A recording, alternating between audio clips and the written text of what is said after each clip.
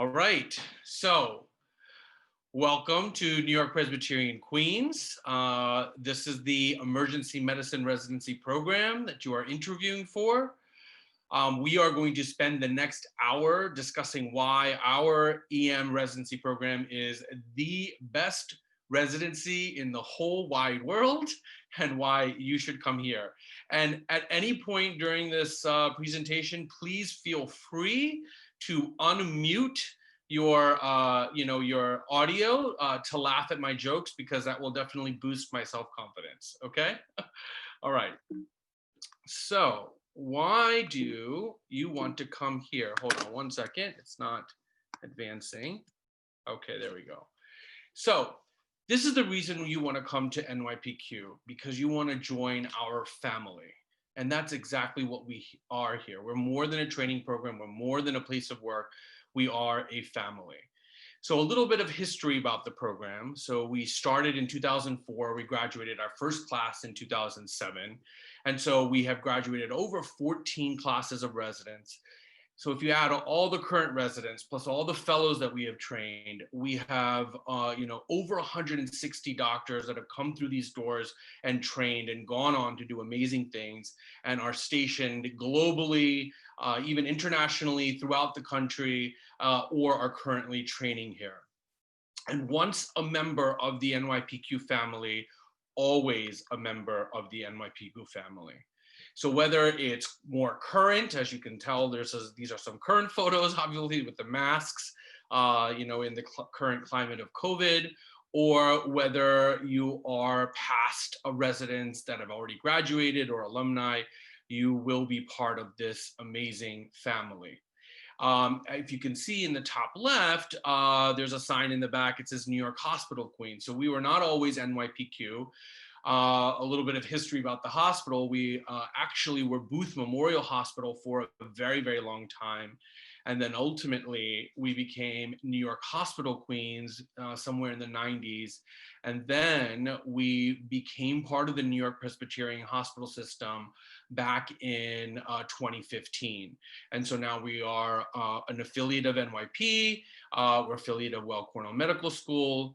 And so that is a little bit of history about our program. So why else this program? So we are fully accredited by the ACGME. Our next site visit is in 2022. We are a 3-year program, not a 4-year program. We are a level 1 trauma center that sees tons and tons of trauma, primarily blunt, but also some penetrating. We are an affiliate of Weill Cornell Medical School and part of the New York Presbyterian system, as I mentioned before. That system, NYP system, was ranked first in New York State and 4th in the country in News and World Report's Best Hospitals edition of 2021. Almost all your rotations are in one place. Okay, so we're primarily a single site center. You're not going from site to site to site. You always know where you need to be. It's primarily going to be at this campus in Flushing, Queens. We're a large tertiary teaching hospital with full ancillary services, meaning you're not putting in IVs all day and drawing bloods and taking patients to CAT scan and X-ray. We have great ancillary services to do that so that you are taking care of your patients. So for all of these reasons, this is Omar Halal. He is a current 3rd year. He gives the residency 2 thumbs up. I don't know why I put this picture in the PowerPoint. He just begged me to be in the PowerPoint. I said, I don't think I can do it because you've got this creepy mustache going on, but he was actually growing it out for Movember, so it was for a good cause. So he made the cut. So why else this program? So let's talk about the way we learn here. We learn by interactive, immersive, hands-on, kinesthetic learning, right? So this is all geared towards the new age learner, right? So I'm not allowed to use the millennial word, the M word, so I'll use the new age learner, right? Highly interactive, immersive, and that's the best way to learn these days, right? The studies have all shown that, and that's how we learn here. So whether it's the sim lab or whether it is scanning on ultrasound shifts or in the ED, or whether it's small group didactics with flipped classroom method, or whether it's going to the cadaver lab at NICOM once or twice a year, or whether it is now learning through blogs, podcasts, and social media, which we're doing a lot more of these days. We are an interactive, immersive program that essentially uses all kinds of modalities to help you learn. So why else this program? So if research is your thing, there are plenty of opportunities for research, mentorship, as well as projects, especially as well as international opportunities. We'll talk a little bit more about that, especially in your third year. You're going to have a lot more international opportunities. And then we also have 4 fellowships here. And whenever you have fellowships, we know that fellowships augment kind of the academic vibe and productivity of the ED. So we have ultrasound fellowship that has been around for the longest, followed by admin fellowship. The simulation fellowship started in about 2015. And we also have a newer education fellowship, which is now in its second year. By the time you guys match and start the next academic year, we'll have our 3rd fellow. So why else this program? So this is probably the most important slide, because the patients are really what make this place. And I know that sounds a little cliche, and every program director is going to say that, but I will tell you that, this hospital, the patients here are extremely unique. And let me tell you why. So first of all, diversity. Let's talk about the diversity. So a lot of program directors are going to say in their talk that we see a very diverse patient population, and they're not necessarily wrong. But sometimes diversity is conflated with, the treatment of minorities, African Americans and Hispanics, for example.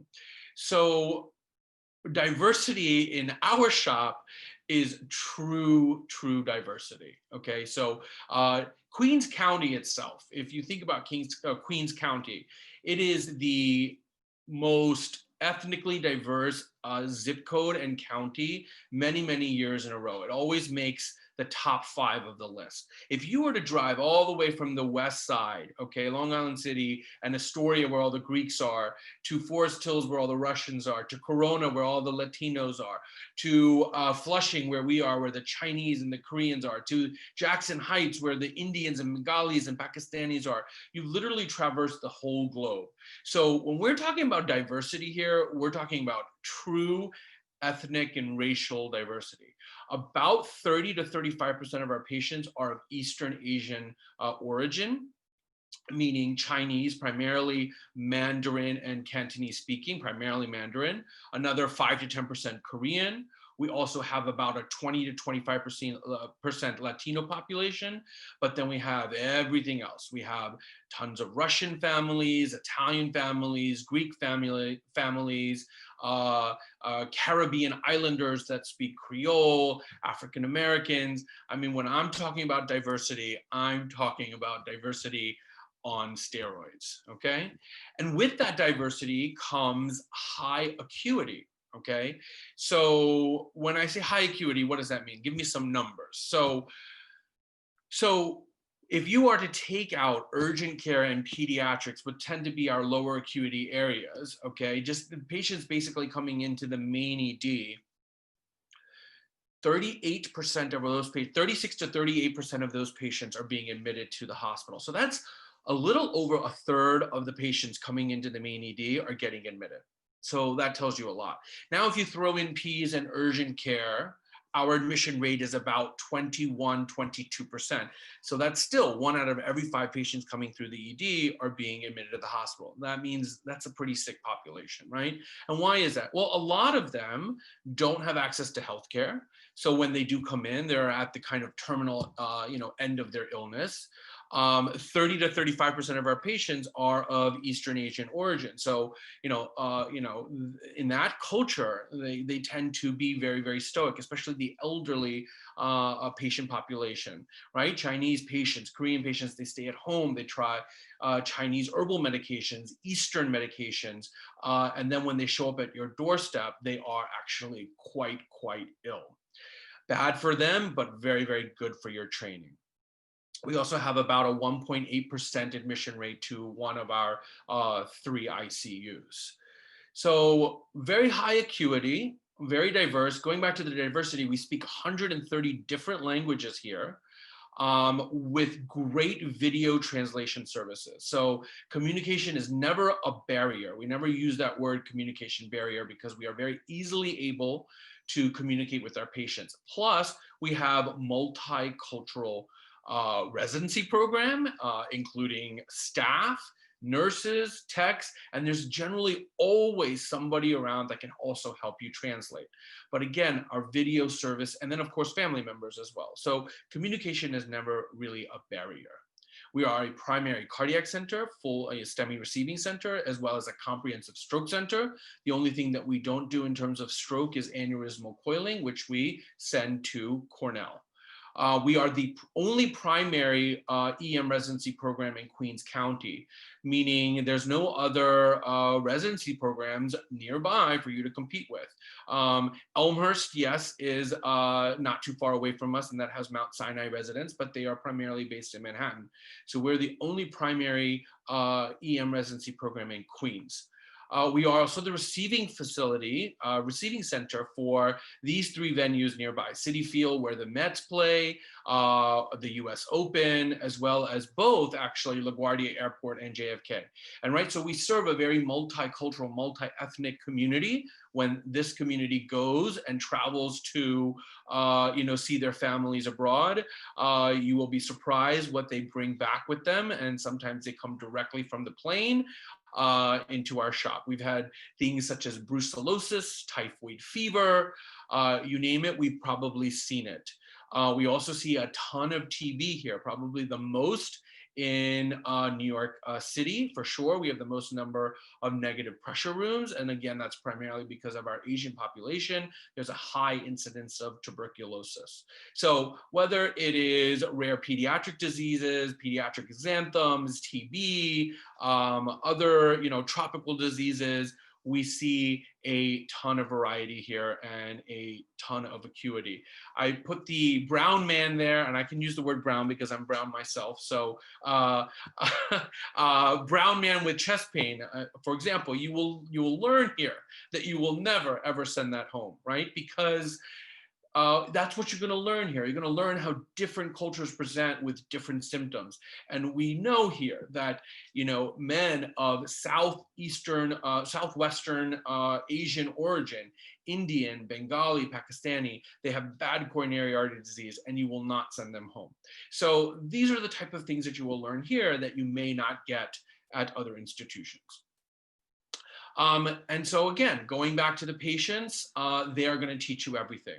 And let me just, just say that they are some of the nicest patients that you will ever meet. Okay, so I've worked at 7 different EDs in my career, and hands down, these are just patients that are, you quietly wait to just receive good health care.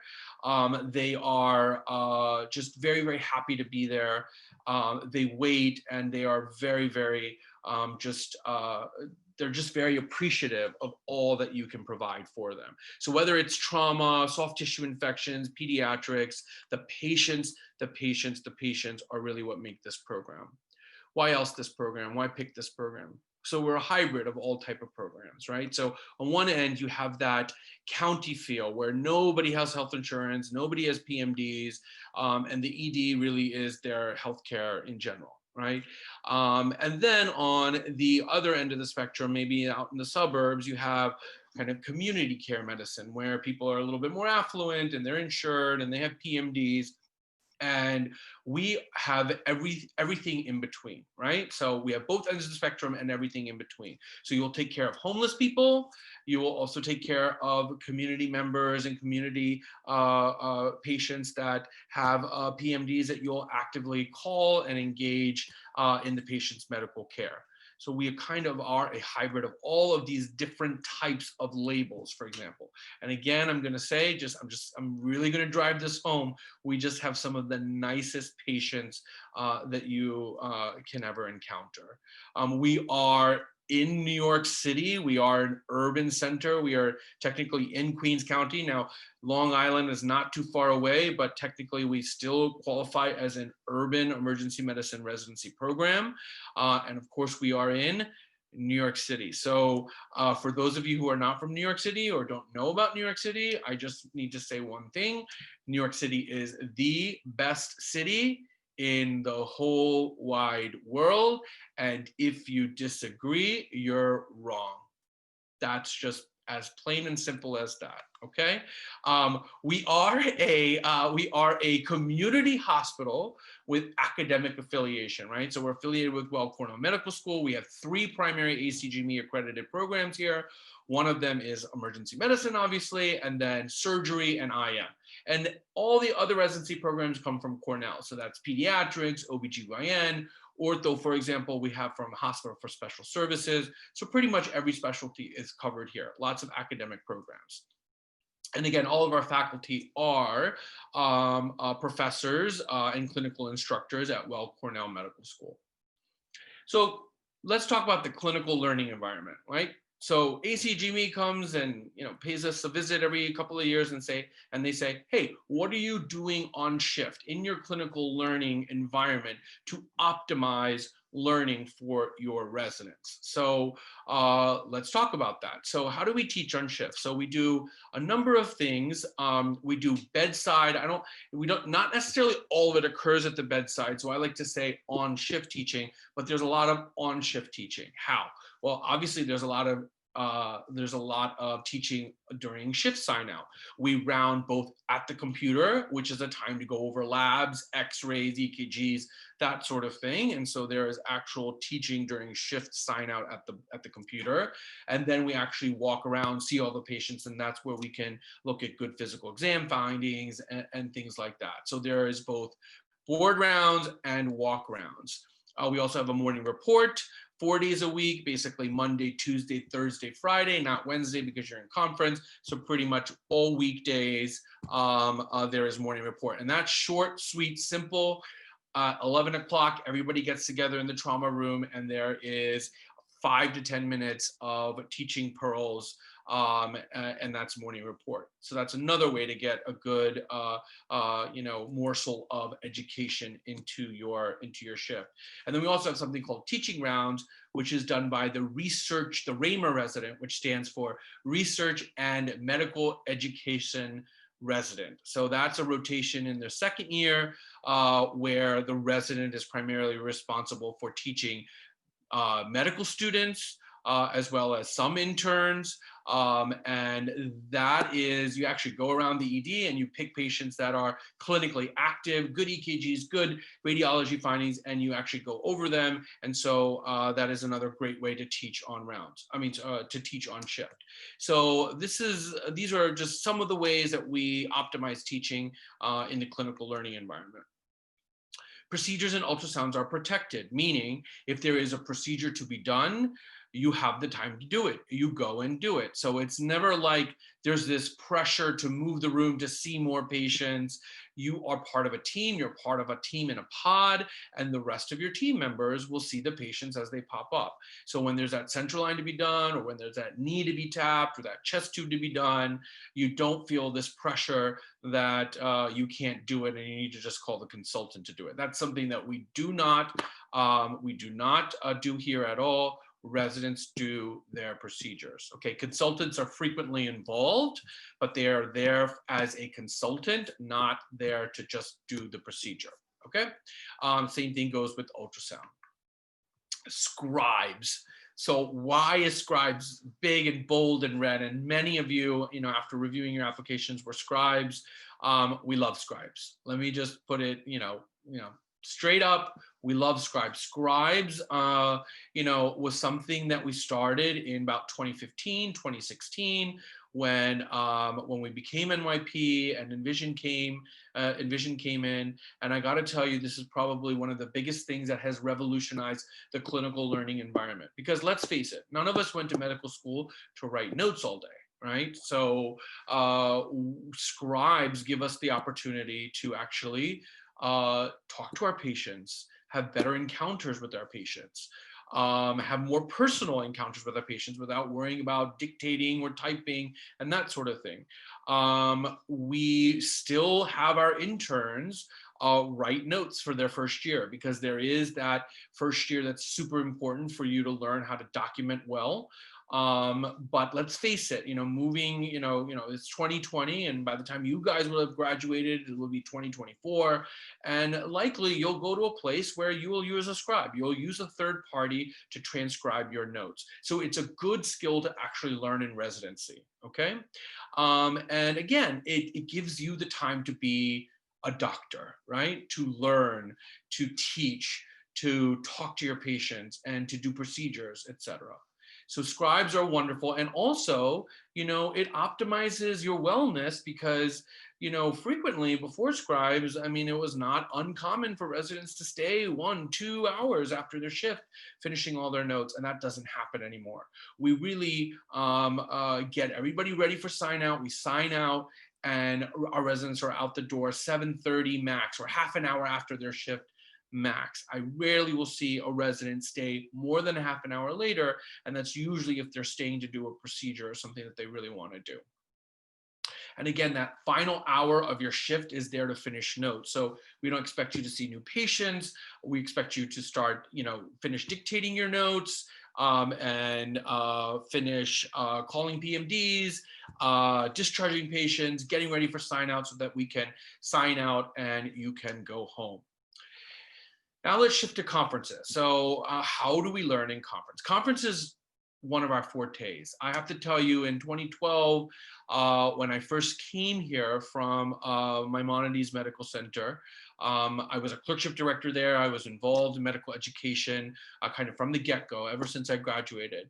And I noticed slowly, even in the early part of the decade, that the methods of learning were really, really changing. And when I came here, it was still very, how should I say this? Death by PowerPoint, right? It was hour-long PowerPoint, hour-long PowerPoint, hour-long PowerPoint. People were falling asleep, and it was a bit atrocious, actually. So we fixed it, right? So over time, we really, really fixed it. And so now I will tell you that conference has really evolved into the beast that it is. And we have a great didactic experience every single Wednesday. And it's protected. Pretty much every single resident that is not rotating in a critical care unit is present. There are a couple of residents that have to work night shifts on Tuesday and Wednesday nights, but we optimize that. So we optimize so that we increase the amount of residents that are in conference. So I would say out of 28 residents that we currently have, generally about 23 to 24 of them are present. Okay, and that is protected. Okay, there's a 4 to 5 week rotation, which I'm going to show you an example of in a little bit. We do something now called Foundations in Emergency Medicine. This is a scenario-based, case-based, interactive curriculum that many programs use. It is, it is not something unique to our program, but we started using this a while back, and our residents absolutely loved it. It's definitely a flipped classroom method, meaning we give you the materials in advance to learn, and we give you various modalities, various methods to learn that. So whether you're a visual learner, you can watch podcasts. If you are a reader and writer, we'll give you the corresponding chapters in Tintinelli or Rosen's, etc. If you are an audio learner, podcast, video learner, videos, etc. So it is geared toward your style of learning. Everybody loves Foundations. It's actually been a very, very great addition to our curriculum. And then, of course, we use small group format, right? So we have 4 different groups, about 5 to 6 residents max in each group. 30 minutes at a station, actually 25 minutes, because that's pretty much the attention span of an EM resident. And then you have 5 minutes to travel to the next station, and you just rotate, right? And that's for 2 hours out of the 4 hours of conference. And again, it's a flipped classroom method. You're given the materials in advance so that we are having more of a discussion in the small group, not us lecturing at you. And so these are some of the things that we do in small groups, but this list is actually quite short. We actually do a number of other things. We've done, palliative care stuff. We've done visual diagnoses. We've done social media sessions. We have done a number of different things. We've done a lot of gamification, for example, Jeopardy, Escape the Room. We even did one time we did cranium. We invented our own EM cranium, and we did that as well. We actually presented that at Cord. But going back to the small groups, you're generally going to be three of the following things: case of the week, journal club, radiology, other topic review lectures, EKGs, ultrasound, or toxicology. But one of those four groups will always be simulation. We're going to talk about simulation in a little bit, but just, that's important because we are very, very sim heavy here, because we believe in simulation being the primary modality by how residents learn. Every fourth or fifth week is a pediatrics heavy day taught by our PEM fellowship trained attendings. Every fourth or fifth day is an admin day with M&M, where we also do quality control and process improvement. We have two combined conferences with other departments, including with critical care in the ICU, as well as with our surgical colleagues, and we have a combined trauma conference. We also have two types of grand rounds, both emergency medicine and critical care. We get a lot of speakers from Cornell and some of the other NYP sites. We also get, we've had great speakers here. We've had Scott Weingart come, Rich Levitan, Sergey Motov, just amazing speakers overall. And both for emergency medicine and for critical care. And then whenever there are generally 5 Wednesdays in a month, that 5th Wednesday will be reserved for another just very heavy day in simulation, in procedure lab, and in oral boards. And when we do oral boards here, we actually do a full-on simulation. We use the actual ABEM software that's given to us through Cord. So you are very familiar with the software. So when you go to take your oral boards after you graduate, there is no issue. You are used to it and you are comfortable with it. Okay, and we do that about 4 times a year. So, you've gone through 12 full-on oral board simulations by the time you have graduated. So this is just a schematic kind of to show you that, we do indeed follow a 4 to 5 week template. Notice there is morning sim every morning. 4 people are selected for morning sim, group sim. One of those people is scheduled for a one-on-one sim where you are one-on-one with faculty, so that that's a great self-assessment tool for us. So you'll have generally a one-on-one sim at least once or twice a year. Plus you have group sim in the morning, plus you have sim as part of your small group. So on any given day, you might have actually up to 3 sim encounters, okay? So, and notice sim is there every single week. I cannot emphasize that enough. We are in the simulation lab every single week. Some other programs, you'll be happy if you see the sim lab once a month, once every 3 months. We're in the sim lab every single week, okay? Obviously there's the foundations you see up there. Another thing to point out here is we have 3 full hours dedicated to critical care, because that is something that there is a substantial focus on here. You will learn how to take care of the sickest of the sick, right? We see such sick people that by the time you are done, you will know how to take care of critically ill patients. That is not a problem at all.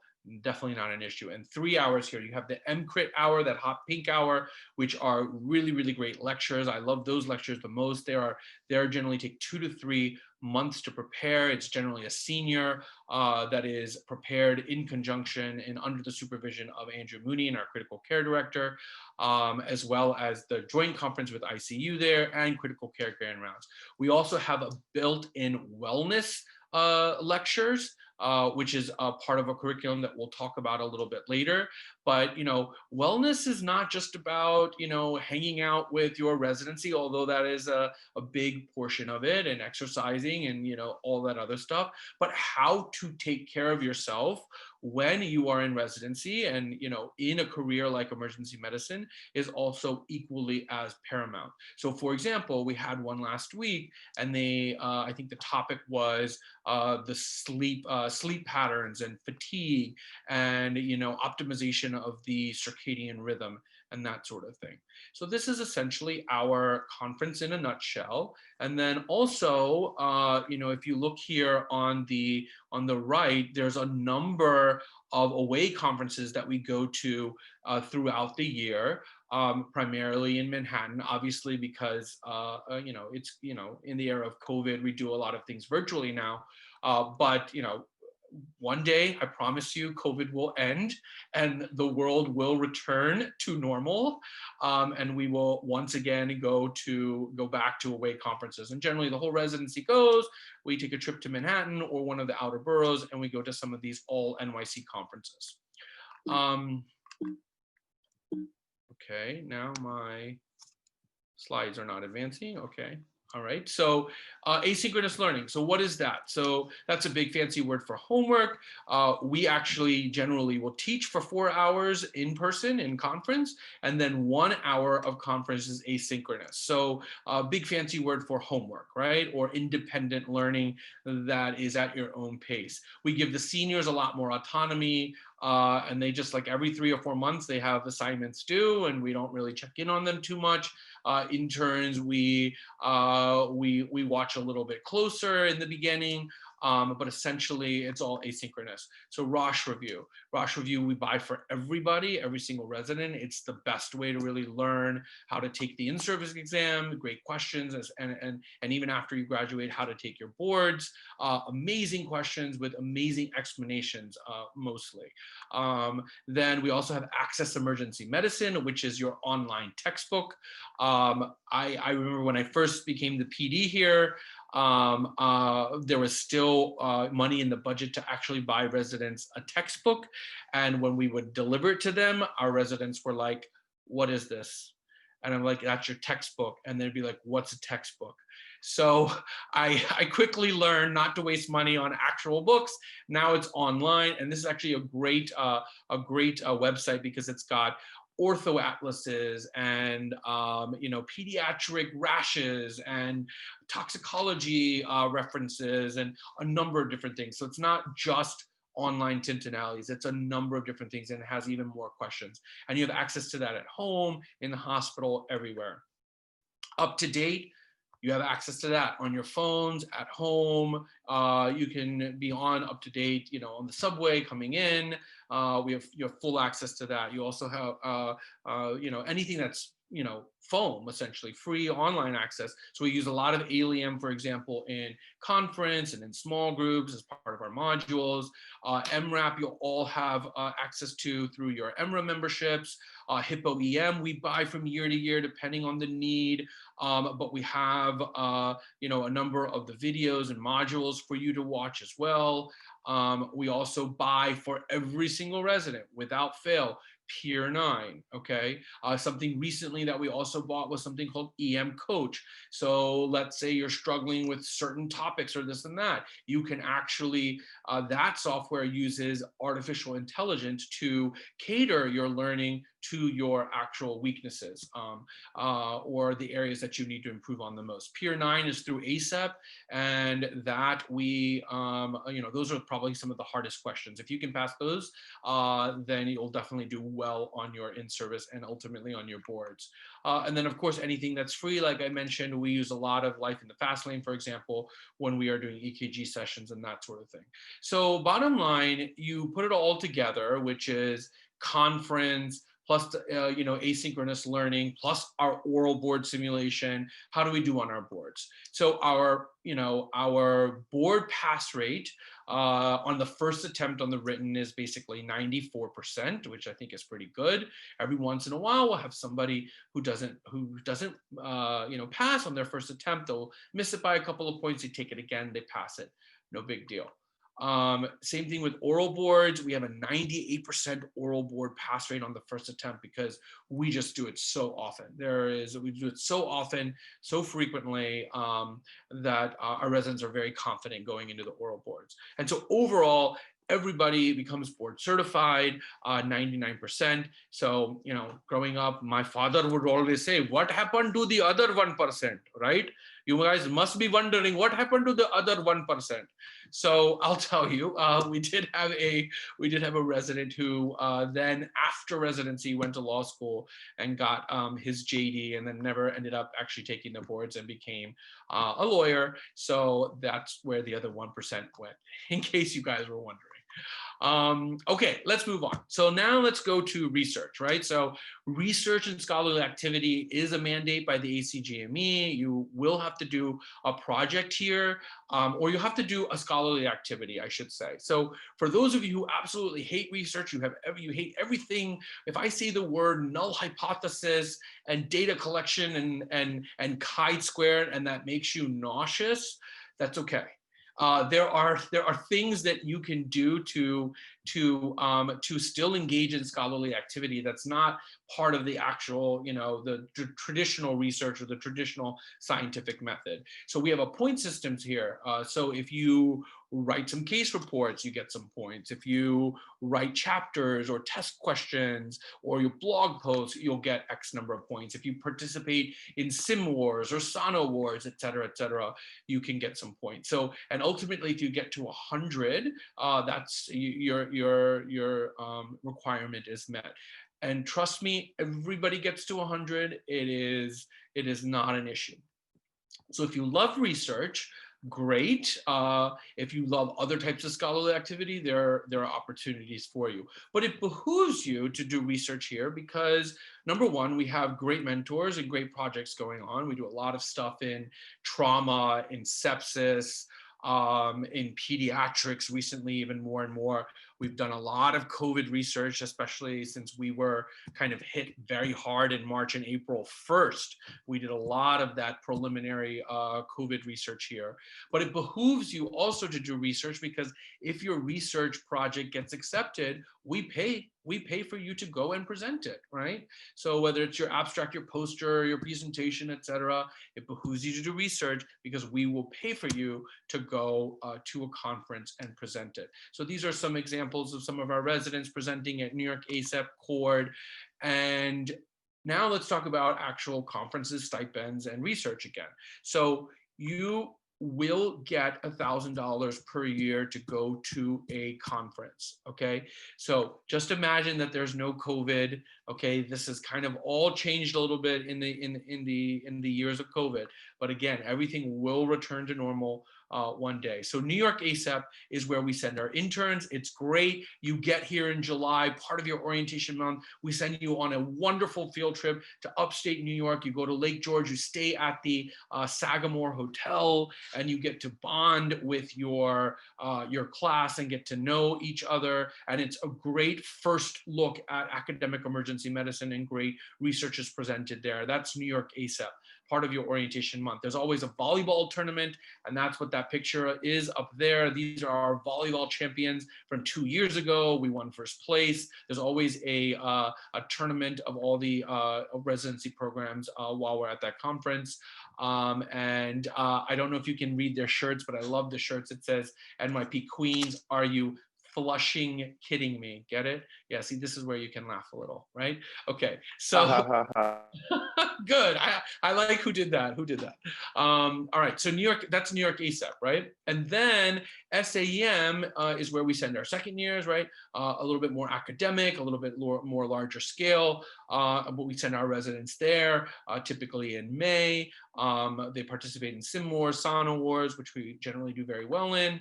And then, in your third year, we give you a little bit more money because you need to go on interviews and you have to find a job and you have to find a fellowship. So that is generally in October. So you get $1,500 there.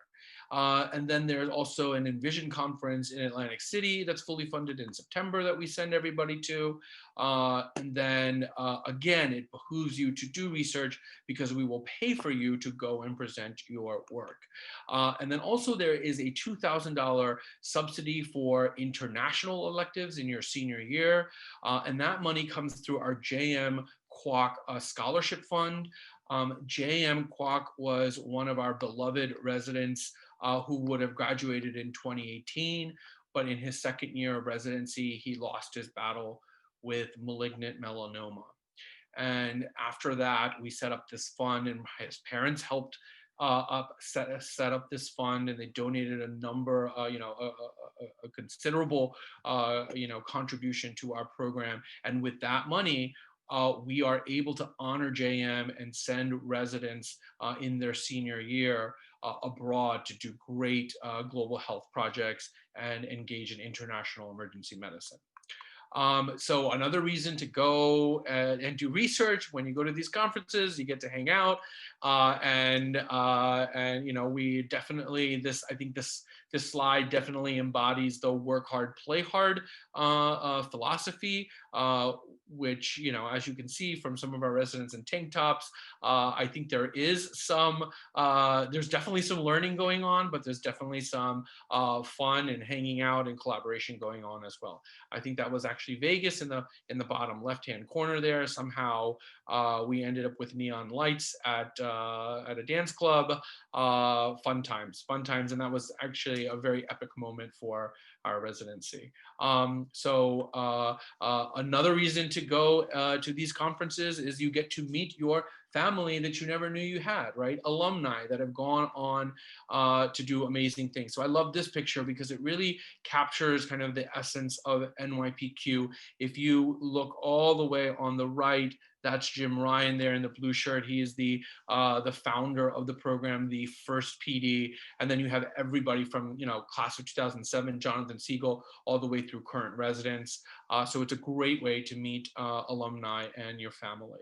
And again, more pictures of our residents and our faculty actually presenting at various venues. This is Dave Simon, currently our SIM fellow, who was presenting when he was a resident on his lateral canthotomy model, simulation model that he created. Residency tracks. This is another thing that we offer here. You will get exposure to all of these areas in emergency medicine without fail. But in addition to that, we offer these 8 subspecialty tracks, okay? So for example, if you know you want to do an ultrasound fellowship or you want to do a simulation fellowship, you would join that track, okay? We ask that every resident joins at least 1 track per year, no more than 2. We don't want you to spread yourself too thin.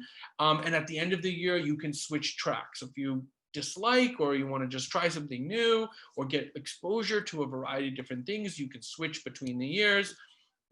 And what are they? They're essentially interest groups. So generally every 6 to 8 weeks, you meet with your mentors, your track. You might discuss research you might discuss research topics or brainstorm research ideas. You might discuss journal articles. You'll talk about hot topics essentially within, that pertain to your track. Great way to get your foot in the door. If you want to do a fellowship later, good for your CV, good for networking. A lot of these tracks actually do joint journal clubs and other collaborative projects at other institutions. So also a great way to network as well. The first 6 we've had for a while. Global health and orthopedics are relatively new because we have hired faculty that essentially specialize in these 2 tracks that are serving essentially as our mentors: sports medicine, orthopedics, and global health. Evaluations. So residents ask about feedback. Do they get feedback? Sorry, students ask about feedback. Yes, you get feedback. Feedback is oozing out your ears in this program, right? So you get a actual end of shift eval for every single shift that you work. Okay, it goes out electronically. The attending has 24 to 48 hours to fill it out. Compliance rate is very good, and when attendings do not fill them out, they get dinged. Okay, they get strongly worded emails from the chairman and the program director. So our faculty do fill out evaluations, and so every step of the way, you know how you're doing. You know how you're doing on a shift. We use this software called MedHub, which is very user friendly. Everything's electronic. End of shift evaluations I already talked about each and every shift. Some residents will say it's so much feedback, we don't know what to do with it. You actually rate each other, so you know how you're doing as a senior resident to your PGY1 interns. Nurses evaluate you, patients evaluate you, you have off-service evaluations, you have biannual evaluations where you meet with either me or program or an APD, and you go over everything, right? Your medical knowledge, your milestones, your procedures, your ultrasounds, everything. So that's twice a year. So you will, going back to evaluations, another thing I might mention is you also have equal opportunity to biannually rate all your attendings and give your attendings feedback anonymously. And we do a lot of great things with that feedback. We actually help guide our attendings to be better academic and better teaching attendings. You will get your hands dirty. So if you're worried about, does this place have a lot of procedures? The answer is yes. You're gonna have plenty of intubations, procedures, LPs, central lines, you name it, you're gonna see it here. You're gonna do plenty of them. So I just put up, actually this record has been beat. This was from 2-3 years ago. This was Julie Zhao's procedure log. I mean, notice she has documented something like 2,400 procedures. A lot of them are resuscitation. So, that just goes to show you how sick the patients are here. 544 medical resuscitations, adult medical resuscitations, 183 adult trauma, 102 peds medical, 28 peds trauma. So you will get your hands dirty, you will see sick people, and you will do a lot of procedures. And what we don't see on a day-to-day basis in clinically, like I know for a fact she did not do 11 Craigs because you just don't see that every day, but we do its equal counterpart in the sim lab. Okay, so because we are very sim heavy here, and we actually have task trainers that are geared just for that procedure. So we'll have a mannequin that is just geared or just designed to help you do transvenous pacing, or some specific central line, or some specific chest tube, that sort of thing. So you will get your hands dirty here. These are our new interns in the top right in SimLab during orientation month, I think doing central lines. This is Tina Yang, who got a champagne tap in the PZD. And I don't know why I put that picture up there. It's just, Kent Lee, one of our chiefs, holding a whole lot of lube. But I guess he was going in for some type of procedure. What do our residents go on to do? So the answer is just about anything and everything, right? Whatever their heart desires. I've never had a resident not been able to get a fellowship that they have desired, right? So these are just some of the past fellowships that our residents have gone on to do. International, EMS, toxicology. I want to bring up one point here. So if there is something that we don't necessarily specialize in or is not necessarily our forte, for example, we're not a tox center. But if you want to do a tox fellowship, it is my job and it's my pleasure to make all the different connections that I need to make in order for you to secure that fellowship 3 years down the line. Okay, so for example, Mike Chari was very, very interested in toxicology. We would excuse him from time to time on Wednesdays to go to the Poison Control Center, to go to other conferences that were tox centered, and he matched into Harvard, and he just finished his 2-year toxicology fellowship at Harvard. And I'm not just saying that to name drop Harvard, although he did go to Harvard, but we have other great programs that our residents have gone on to. Like I think the International Global Health Program at St. Luke's Roosevelt is absolutely amazing. I don't know if you guys know who Craig Spencer is. Craig Spencer was a graduate in 2011. He is amazing. He's on CNN all the time. He was the doctor. Actually, his claim to fame is he was also the doctor who contracted Ebola back in 2015, and he brought it back to the country. See, amazing things are happening here. We bring back zoonotic diseases to rare diseases to the United States. But no, Craig Spencer is absolutely an amazing person. He got a lot. He got lot of people were like, why did you bring Ebola back and this and that? But he's absolutely an amazing man who has gone on to do amazing things. So our residents go on to do different types of jobs, some community, some fellowship, some academic, some community. Another thing I might mention is about a third of our attendings here have trained at NYPQ. So I think that's a testament to the type of work that we're doing here. People train here and they don't want to leave, essentially. Um, we are a lot of our residents stay locally in New York City, but they also go everywhere globally and even internationally in some of these countries that have been mentioned here. Simulation I already mentioned. Huge plus for our program. This department was very, very small and close to non-existent in 2015. And now 5 years later, after hiring Rich Shin, who's up there in the top right, he has revolutionized the department. The fellowship started a year after he came. 4 years now, we have matched our fourth fellow. We're doing a lot more taping, posting on YouTube, on blogs. Simulation is the way to go. And these are some pictures of our residents in Sim Wars. We did very well in Vegas last time. There was an actual Sim Wars, which was May of 2019. We won second place. This is obviously, there's still some Sim Wars even in the era of COVID. We did very well locally recently. We are building a brand new sim lab. It's been a little slower than we would have hoped in terms of its projected completion date, but obviously COVID happened and that put a damper on things. But it was supposed to be done by September of 2020. Now we're looking more at September of 2021. Let's see how this winter goes, but it is going to be state of the art, brand new, with stations, with even debriefing rooms, the whole 9 yards. And it will be simultaneously a library, an electronic library, primarily because, again, it's 2020 and people really don't read books anymore, but there will be a new sim center pretty soon. Ultrasound, let's talk about ultrasound. So this is Jeff Greco. Jeff Greco came to us a couple years ago from Northwell, where he did residency and he trained in ultrasound. We have 2 dedicated month-long rotations here. In your first year, you combine it with anesthesia, you tube in the morning in the OR. You have lectures with Jose Torres, who does 8 one-on-one lectures with you for advanced airway.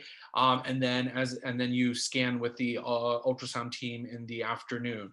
Same thing and then in the PGY2 year, you have another full month of ultrasound where you're primarily doing ultrasound plus a little bit of research. So 2 full dedicated ultrasound months here. You get very good at ultrasound, okay? Especially because we have an ultrasound fellowship. So you're scanning with ultrasound fellowship trained faculty, as well as the fellows. You do tape review every week. Which just optimizes quality, or making sure that everybody is not just doing ultrasound, but there are high quality ultrasounds. And you have to graduate with 400 scans, which is our requirement. On average, our residents graduate with 560 scans, which is well above the 125 scans that's recommended by ACEP and ABEM. Okay, so you will get very good at ultrasound here, especially critical care ultrasound. I mean, you're pretty much scanning every patient that comes into the trauma room. Hypotensive, they get a rush exam. Trauma exam, they get a fast exam. Chest pain, short of breath, dyspneic, undifferentiated dyspnea patients, they're getting a cardiac and lung exam. So you will get very, very good at critical care ultrasound, especially.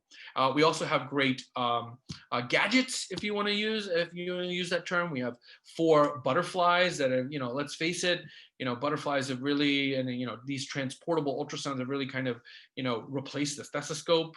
That's where we're headed, and we're pretty much already there. We also have 2 Mindrays, 2 Zonaris. We also have a TEE probe that all the attendings are currently getting credentialed in, so that we can do TEEs during cardiac arrest and that sort of thing. So these are just some great pictures I love this picture of Kenny Chang. He's a 2nd year now. I love it because he's getting ready for a trauma alpha, which is our highest level of trauma that's coming into the ED. And he is ready to go. The patient's not even there. He's got ultrasound gel on the probe, and the patient's not even there. That's why I love that picture. That is Kent Lee, one of our chiefs up there in the top right. And these are some of our students doing using a butterfly to put in central lines in the sim lab. More pictures of our residents just engaged in ultrasound small groups and ultrasound sim. Another thing I might mention here is another thing that we're doing a lot more of, especially after we hired Victor Huang. Victor Huang is the guy in the maroon colored shirt in the bottom right. He also came to us from Northwell. He fellowship trained in sports medicine, and because of him, we're doing a ton of nerve blocks, orthopedic ultrasounds. We are doing a lot of reductions under ultrasound, LPs under ultrasound. He's kind of revolutionized all of that. So all of our attendings are, I would say about 80% of our attendings now are trained in fascia iliaca blocks, femoral nerve blocks for all of our hip fractures. So a lot more orthopedic ultrasound, as well as he's also done wonders to kind of formalize and structure and bring structure to the orthopedic curriculum, which we never really had before. So that's, oh, and look, I'm speaking ahead of myself, orthopedic sports medicine. So that's Victor Huang. And again, really bringing a specialized curriculum to orthopedics and sports medicine, doing a lot more conference lectures, a lot more ortho blog posts, which I'll talk about the blog at the very end, a lot more research in terms of sports medicine, nerve blocks, and ultrasound. Okay. Another person we recently hired was Christine Chen, who's up there in the top right. So she's actually one of our ex-graduates. She graduated in 2016, went on to do her global health and international EM fellowship at St. Luke's Roosevelt. Then she went to California for a couple of years, and now she's back. See, even the people that leave us end up coming back. So obviously amazing things are happening here. People don't want to leave, and if they do leave, they come back. But we hired her because number one, she's a great person, and she's a graduate of our program. And one of her primary goals is to really amp up the global health and international EM curriculum in our department. Okay, so we have all this money to send our residents away, but we were also finding that some of the residents weren't going because they didn't have the connections. So that's where Christine Chen comes in, setting up rotations, setting up connections so that you don't have to look very far. You just have to go and partake in global health opportunities. And so these are just some pictures. That's Eugene Vortsman in Israel. That's Copelli, Dr. Copelli in Brazil. That's Dr. Chen in Beijing. And we've gone to every single continent, obviously not Antarctica, but we truly do have a global presence. We've gone just about anywhere and everywhere, not just for teaching, but providing healthcare and other global health projects. This is Dr. Gavorkian in Peru, teaching ultrasound. That's Dr. Desai, sorry, doing teaching the Rush exam, I think in Sri Lanka. And that is the SIM department recently went to Burma, actually, and taught ACLS to a number of healthcare providers in Burma. And that was their whole mission. That was, and the entire SIM department went, it was like 4 or 5 people, and it was very successful. Pediatrics, you will be taught by 7 dedicated pediatric emergency medicine attendings here. The PDD is separated with 17 beds, very colorful in appearance. We believe in a longitudinal experience here. So I don't believe in dedicated EM months in peds, because then you lose that seasonal variability of illness. Like, let's say you're assigned to the PZD in June, you're going to miss out on all that febrile respiratory illness of the winter. So we just have a longitudinal experience here where you are in the PZD all year long, and about 15 to 20% of your shifts are in the PZD. We also have a Peds Critical Care Month, a NICU and PIMU, which is the Pediatric Intermediate Care Unit. And we also have lots and lots of pediatric SIM. One of our morning reports every other week is a Peds SIM case in the Peds emergency department. We also have the pediatric track, more pictures of our pediatric ED. I put in a Halloween picture because Halloween is always fun in the PZD. Everybody dresses up. This, I guess, is another champagne tap that Steve Chen achieved in the PZD. That's some pretty good champagne there, actually, I might add. So shift schedule. So our chiefs do a great job of the shift schedule. It's a very reasonable schedule. We believe in fairness. Everything is kind of templated and regimented, but we also have flexibility for life events. So if you need 2 days off, you always have up to 2 requests. Every once in a while you need 3 or 4 days off because you have to go away to a wedding or this or that. We make it work. Our chiefs have never been able to not give somebody something that they really need, okay? And it's an equal distribution of nights and weekends among all the residents, okay? There is a combination of 8s and 12s. We used to be all 12s up until COVID. We were talking about doing 8s. We were talking about it, and a lot of residents wanted it. Then COVID hit, and we switched to all 8s during the COVID surge, and the residents loved it. It really, truly optimizes your wellness. It's really the right thing to do, a combination of 8s and 12s, okay? We can't do all 8s because then you would just be here every day.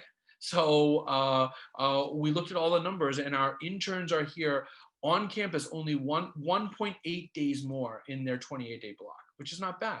But you have 8-hour shifts and a bunch of days where you can go to the gym and you can do other things, and your shift hasn't completely taken over your whole day. Our PGY1s do 204 hours or 17 shifts. We've actually added for the last couple of years trauma shadow shifts. So they're actually in the trauma room shadowing their seniors so that they are getting ready to take care of critical care patients in their second and third year. And besides that, even as an intern, you may be taking care of patients in the trauma room at nighttime when there's no trauma resident, for example. So the interns do 204 hours, the PGY2s do 192 hours or 16 shifts. And they're considered a senior at times when there's no PGY3 in their pod, primarily on green.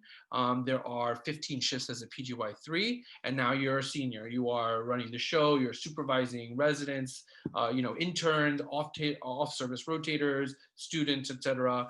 And then if you are a chief, you're doing one less shift. So this is, if you look at other New York programs, this is very, very comparable, okay? And you still have many, many days off to decompress and be well outside of work. So the clinical curriculum, very quickly, this is what you do in your intern year. We talked about that orientation month. That orientation month is great. We don't just throw you into the fire. It's a whole month of procedure labs, workshops, EKG sessions. You go to New York ASAP. It's a lot of wellness events, PD pool party, 4th of July party. It's really an opportunity for you to ease your way in and really get to know everybody and feel comfortable with things, okay? It's actually it's a little, what's the word? Deceiving, because you get there and you're like, wow, this is residency, this is great, sign me up. And then block 2 starts, which is a real residency. But you do 7 weeks of emergency medicine in your first year. Again, we break it up into 6 and 1 like that, just to show you that you are in the PZD, but we don't do any dedicated PEDS EM months. You have that 1 month of anesthesia, airway, and ultrasound. You have 1 month in the MICU, 1 month of OB, and CT surgery. We added on CT surgery based on resident feedback. We listened to resident feedback. Residents wanted more chest tubes. There was lots of opportunities to put chest tubes in the OR. So you'll go to the OR occasionally for VATS procedures and put in more chest tubes. You'll do 2 weeks in ortho, again, supervised by Victor Huang. You have a dedicated core faculty member. That's emergency medicine that is following you on orthopedics.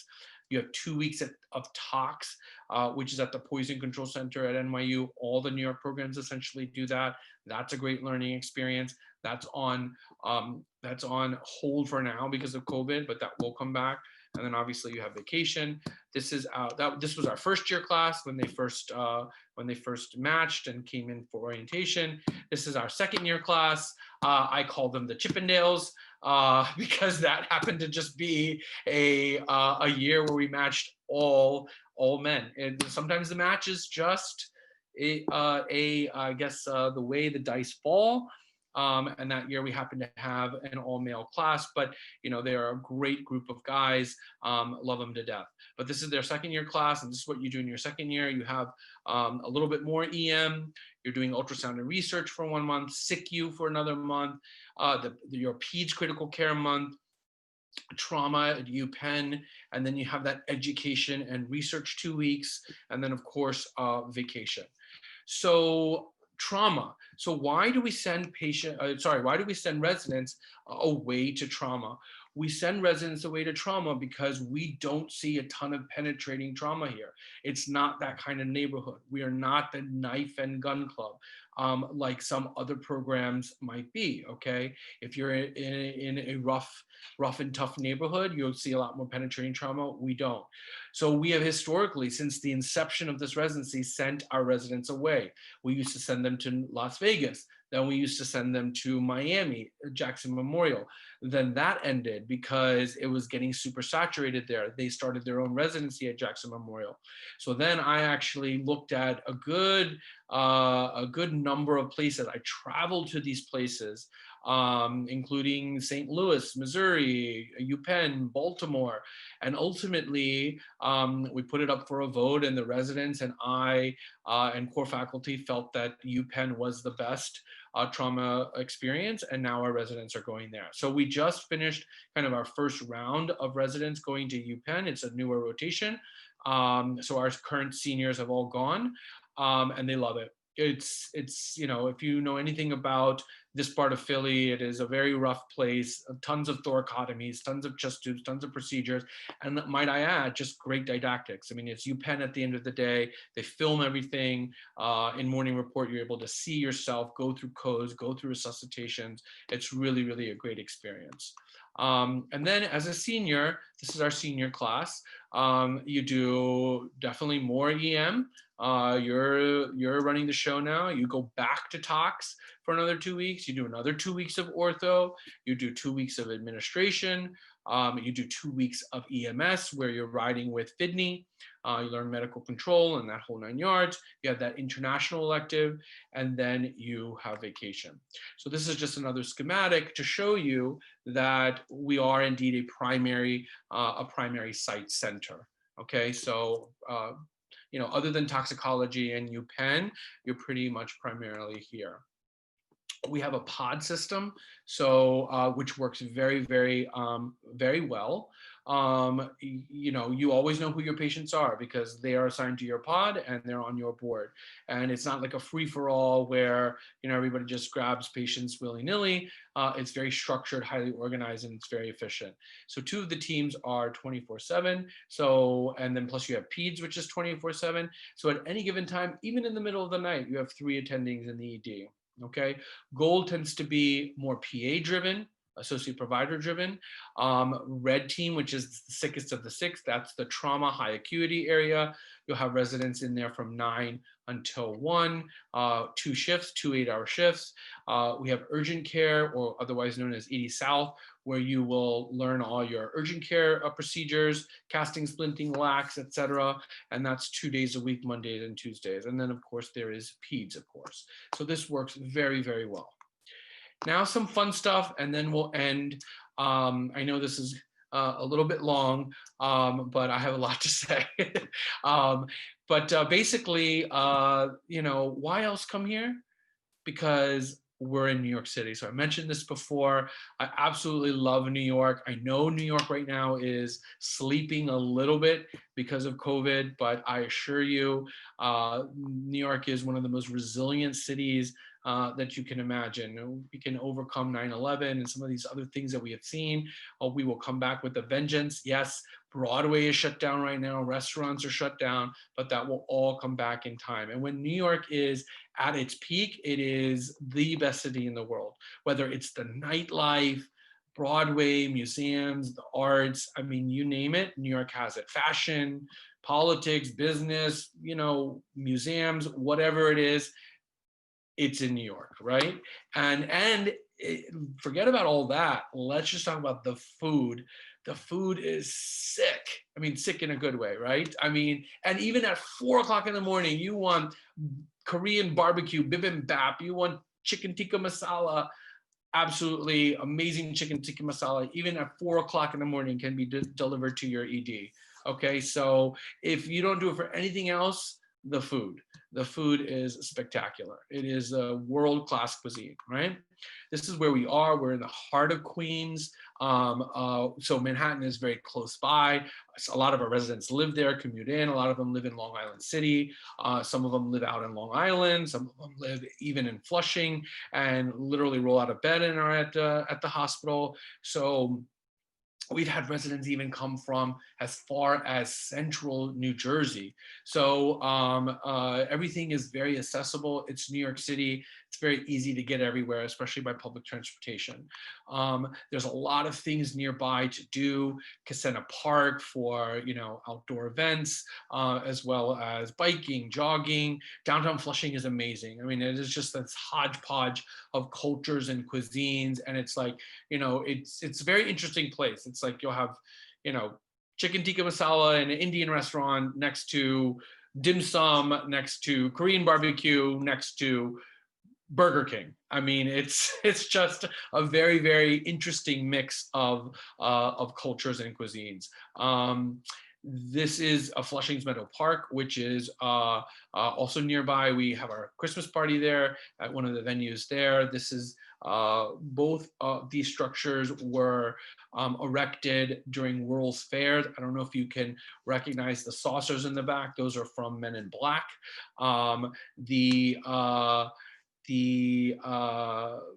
The globe over here was also a World's Fair structure, and we recently actually shot a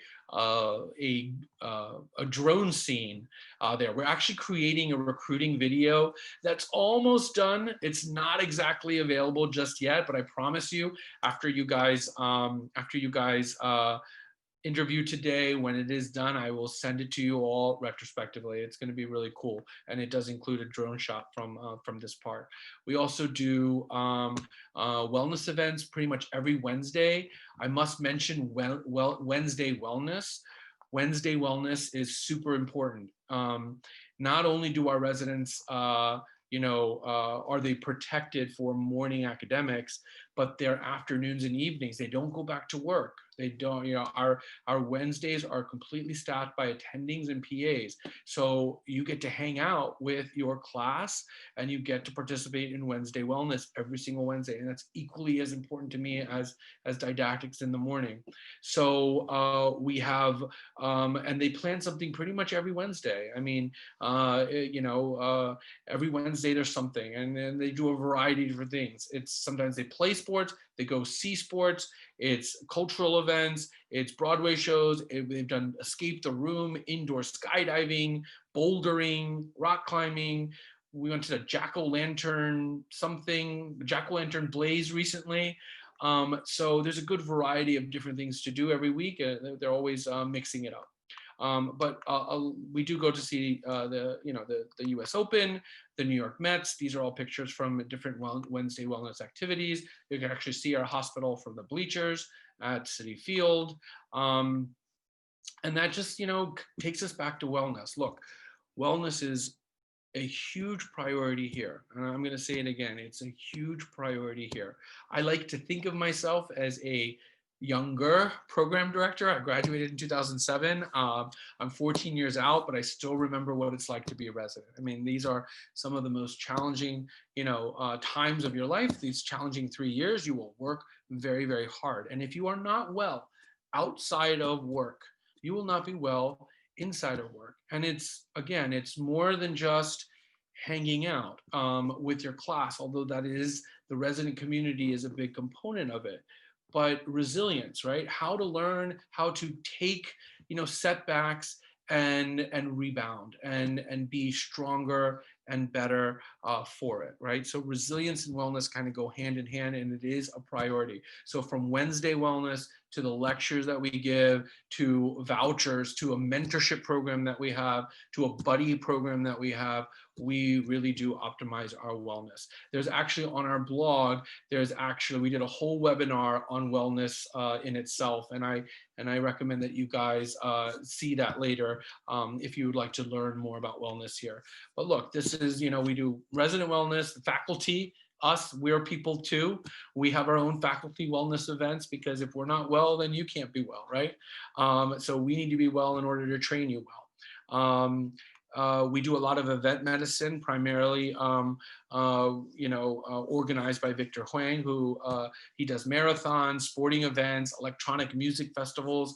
Those are always fun because you're just taking care of, a lot of intoxicated adolescents and teenagers and young adults. Those are always a fun opportunity. But we've done a number of things on Roosevelt Island, marathons, et cetera, et cetera. If that's something you like to do, then there's opportunities for that. There's a strong feminine component here. Lots of females in leadership, especially on the academic side, that plan seminars, go to away seminars, host seminars. Some of it is just girls' night out. So Feminem does have a strong component here in our EM. I mean, I just put this slide in so that the boys didn't feel left out. This just happens to be an all male picture at one of our retreats, which we do every year. And then look, every single month there is at least one wellness event, one residency sponsored wellness event. So there's Lake George in July, PD Pool Party, Bowling Night, Atlantic City, whether it's ASEP in October. Then we have the interview socials, which again, this year is a little different because of COVID, but nonetheless, there are interview socials. And then, which is typically all November through January. We have Thanksgiving, we have Christmas. And I wrote there all off because there are a number of events where everybody is off, all the residents. And the reason is because that is important to me. That is important to us as core faculty, that all the residents are off for these events, because it is a family, and we have a number of great PAs and attendings that can staff the ED while the residents take the time to care for themselves. Okay, so we study very, very hard for the ITE here. We do very well on the in-service exam. Everybody is off the night before to take it, and then even the night after, so that they can go to downtown Flushing. That's a tradition here, to drink too much and sing very poorly. So that is the I think one of you actually worked. I looked at your applications. One of you worked at a karaoke bar. I'm going to talk to you about it when we interview. But that night is kind of epic. We also do a ski trip. We have a residency retreat in May. So that was something I started as a PD. I thought it was super important for us to all just get away. We get away for 48 hours. We stay somewhere generally, and we talk about the residency for just 4 to 5 hours. Like that's the business portion of it. And then the rest of it is hanging out, collaborating, team building activities, and just getting to know one each other and participating in wellness. We do SAM. Lang Research Day is kind of our research day where we showcase all the research that we do.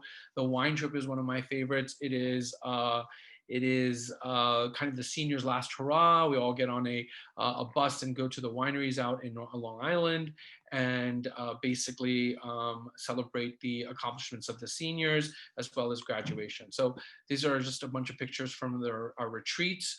We went to Mohonk one year, we went to Storm King, and we went to Bear Mountain once. And as you can see, graduation is it's a fun night. It's a fun night of celebration. We tend to roast our residents. I tend to take your ARAS personal statements and take paragraphs from them and change them and then start embarrassing you in front of your parents. So too late, you've already submitted them and I already have them. And so that will happen if you come here. But graduation is just an absolutely fun night. And this is basically why you want to come here. You want to join our family. We get along very well inside of work, outside of work. Wellness is a priority, education is a priority. And I hope that this last hour or so has captured that. You will always have a shoulder to lean on if you come to this residency. This is us at our annual gala that we also do in November. These are more recent pictures. This is a recent picture in July. Masks were removed just for the photo, just so you know. But that was at Gantry Park right in Long Island City, our academic track. These are more recent. And so this is why you want to come here, so you can join our family. So with that said, we will kick our heels and go to the rest of the day. So, oh, and lastly, I'm going to, this recording, I'm going to now place on the blog. Okay, so you can go back to it and refer to it if you need. These are just some of our social media accounts, our blog, and our website. So our blog is what I want you to focus on the most, because that's kind of our baby. We've really, really kind of developed it, and really developed it over the last 2 years. It started from nothing, and it's kind of grown into the monster that it is. It's got great pictures. If you really want to get to know who we are, that's a great place to go. As well as our residency Instagram. Especially because of COVID this year and we didn't get to have students, and you don't get to come and meet us and second looks and all that other stuff. I highly encourage you to go to our Instagram account, because I think it's a great way to see who we are.